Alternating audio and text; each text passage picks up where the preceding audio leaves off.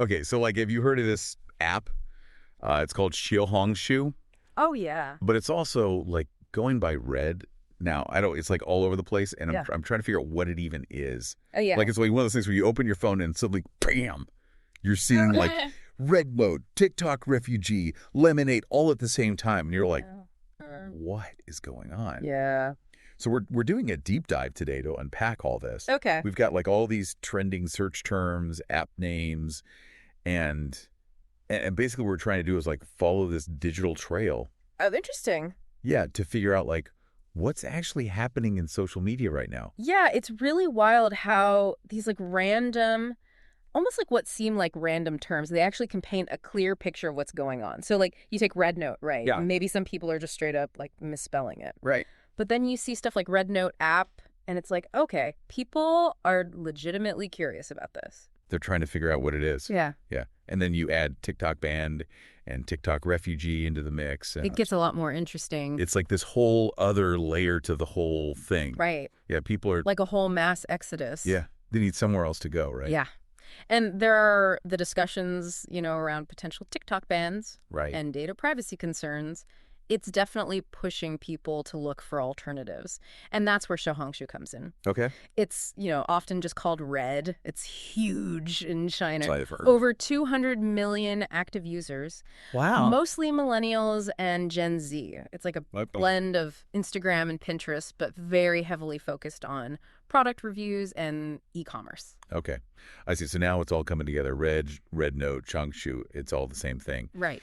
But what makes this so popular, I mean, especially in a place like China, they already have a ton of social media options.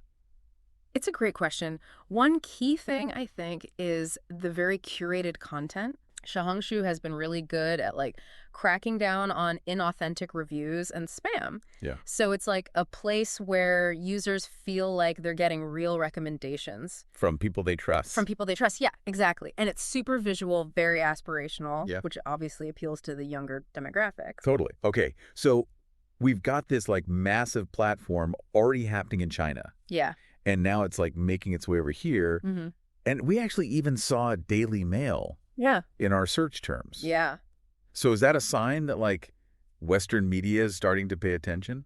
I think it definitely could be. Okay. And as it grows in popularity, we see other platforms popping up too, like so Lemonade, which is kind of vying for that the same refugees? refugee crowd. Exactly. Lemonade is actually owned by the same company as TikTok, which is interesting, but it leans much more towards that lifestyle and aesthetic content. Oh, interesting. Almost like a very curated visual blog. Yeah. I get the data privacy thing, but I don't know if I would call myself a TikTok refugee just yet. What would it take for you to switch?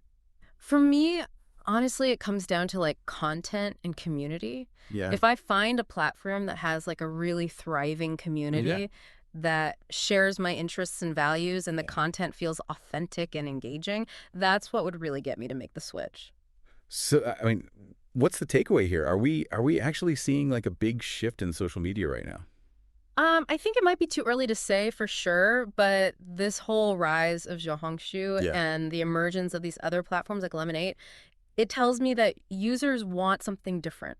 They want authentic content. Yeah. They want real connections, and they want a sense of community. That's a good point. So, yeah, I mean, keep exploring. This whole digital world is constantly changing, but think about what's important to you. What do you actually want to see on these platforms? What kind of communities you want to be a part of? Yeah. Because your choices really do shape the future of all this. So stay curious, explore, and remember, it's your digital journey. Make it meaningful. Totally. Okay. Yeah. I think that's it. Yeah. Thanks. Thanks for having me. Today is your lucky day. Today is the day that our $3 website works for you, paying you directly to your PayPal daily.